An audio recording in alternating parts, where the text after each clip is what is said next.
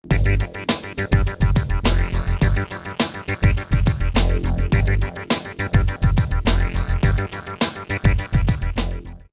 Expressão está de volta com a jornalista e escritora Leila Ferreira. Leila, vamos continuar a conversa aqui com você, e você falou para mim há pouco que as aulas de jornalismo que você teve foi na beira de um fogão, na cozinha em Araxá. Como que foi essa aula de jornalismo? O que significa para você hoje essa aula? Eu acho que ali se formou o meu chão em todos os sentidos, naquela cozinha de Araxá. Eu fui criada por uma mãe professora que criou sozinha 6 filhos. A gente morava numa casa super simples, onde não havia sofá, não havia conforto na sala, as conversas aconteciam na cozinha, do lado de um fogão de lenha. Mas a minha mãe era tão amada por todo mundo, e ela está com 91 anos em Araxá, mas era aquela professora adorada pelos alunos, pelos vizinhos, pelos parentes. Minha casa vivia cheia de gente por causa dessa pessoa adorável que é a minha mãe.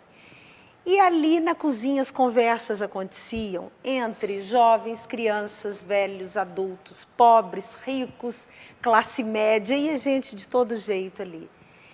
E a conversa fluía, as pessoas se ouviam, se entendiam, se ajudavam.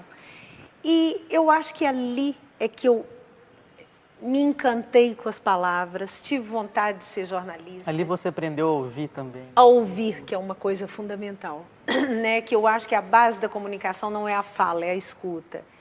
Então, claro, a faculdade te ajuda, te dá técnicas, mas eu acho que a alma da comunicação eu aprendi, foi ali na cozinha daquela casa. Então, hoje, quando eu vejo assim, a gente convivendo tão pouco, tão mal, todo mundo conversando de uma forma tão impaciente, tão superficial. Você vê em empresas a quantidade de conflitos que tem entre as pessoas, né?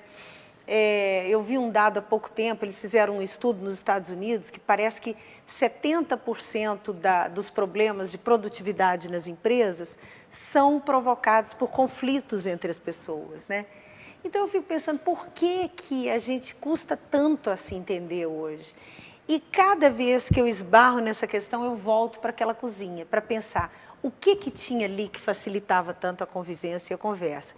Com certeza, um dos ingredientes era a gentileza. A gentileza, a troca era uma mão dupla. E você, com certeza, levou isso para os seus mais de 1.600 entrevistados na sua carreira.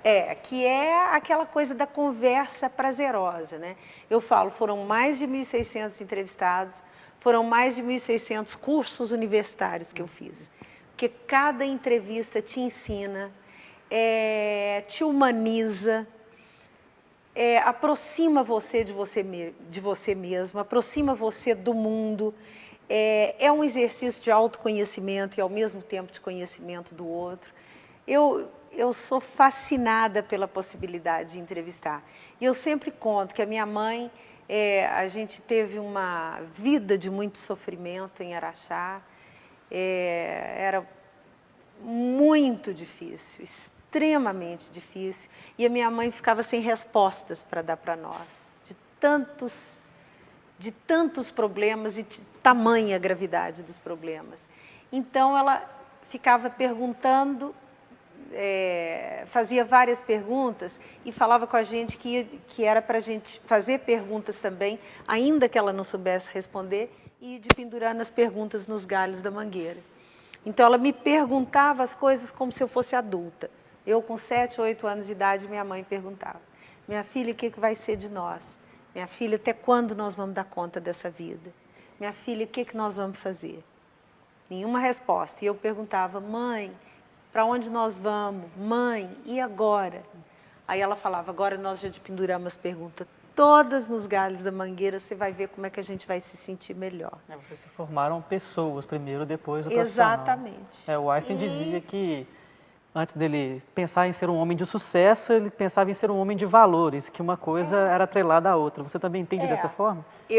Completamente. Eu acho que a gente hoje foca tudo na questão de ser um profissional de sucesso.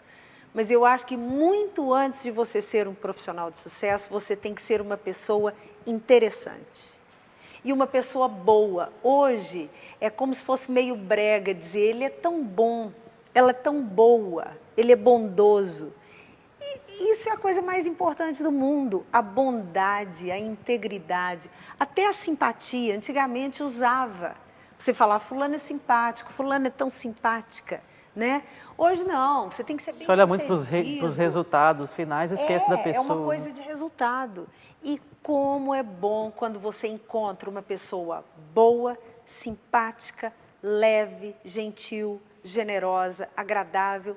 E eu fico na maior pena de ver que hoje os pais, as escolas, muitas vezes se esquecem disso, de formar pessoas boas e interessantes que também vão ser bons profissionais. As duas coisas não se excluem, o contrário. Um bom profissional que é uma boa pessoa, geralmente é um ótimo profissional, né? Mas aí não, quer dizer, eu vejo tanto pai gastando um dinheiro que não tem para ensinar o filho a falar inglês, falar espanhol, aprender mandarim, aprender natação, judô, tênis. E esse menino, quando é que esse menino vai aprender? Ele vira praticamente ele é um ser automático, né? Não um ser de coração, por exemplo. Exatamente. Na Alemanha, em Bremen, eles instituíram uma disciplina obrigatória numa escola de finalzinho do primeiro grau, para os meninos aprenderem respeito, cordialidade, compaixão, escuta, generosidade. É disciplina obrigatória no currículo. Você pode tomar bomba porque você não aprendeu a ter respeito pelos outros.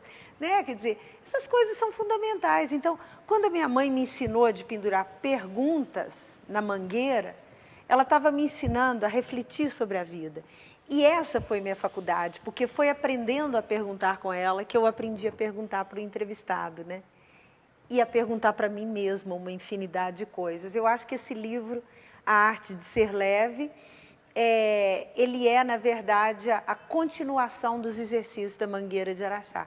E eu ainda não tinha pensado nisso e é uma coisa que está me ocorrendo agora, quer dizer, quando eu ia para aquela mangueira com a minha mãe... Você se deu conta do que você fez, o que começou a fazer na sua vida, na verdade. É uma continuação de um exercício de tentar decifrar a vida, tentar entender um pouquinho melhor a condição humana, tentar ver o que é que a gente pode fazer para transformar essa passagem tão breve aqui por esse planeta numa viagem mais suave, mais generosa, menos egoísta, menos truculenta, menos grosseira, né?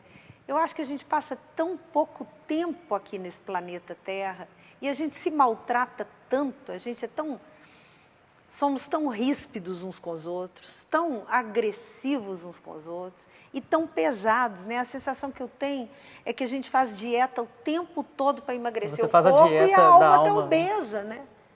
Está na hora de pôr a alma na balança.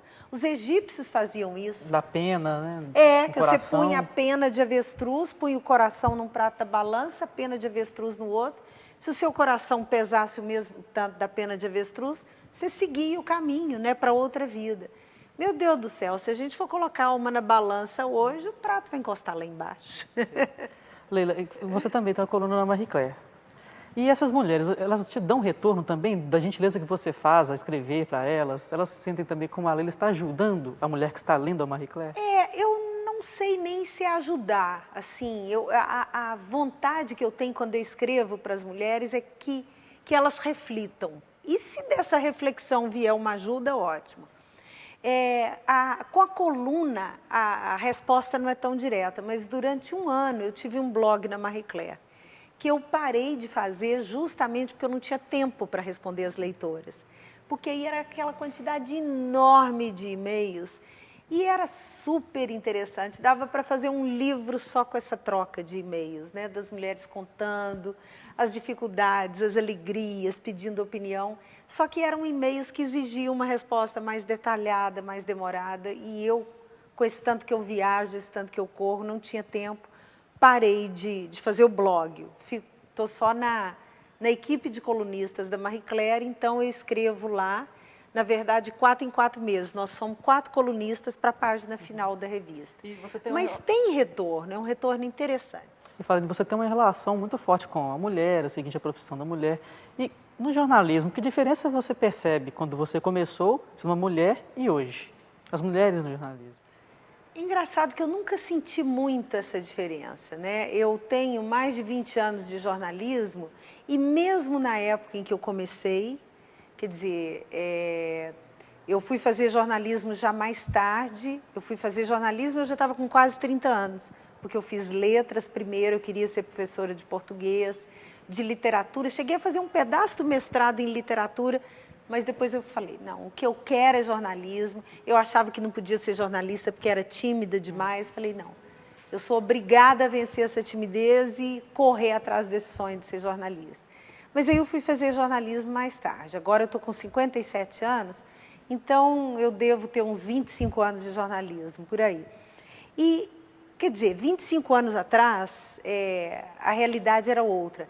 Mas mesmo naquela época, eu não sentia nenhum tipo de discriminação por ser mulher. E hoje eu imagino que vocês nessa geração, quer dizer, essas meninas jovens que estão saindo da faculdade, devem ter condições ainda melhores, né?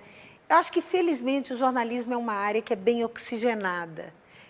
A questão do preconceito, que eu acho uma tragédia, a coisa que eu mais repudio na vida é preconceito, seja ele racial, sexual, social. Se tem uma coisa que eu não consigo perdoar em ninguém é preconceito.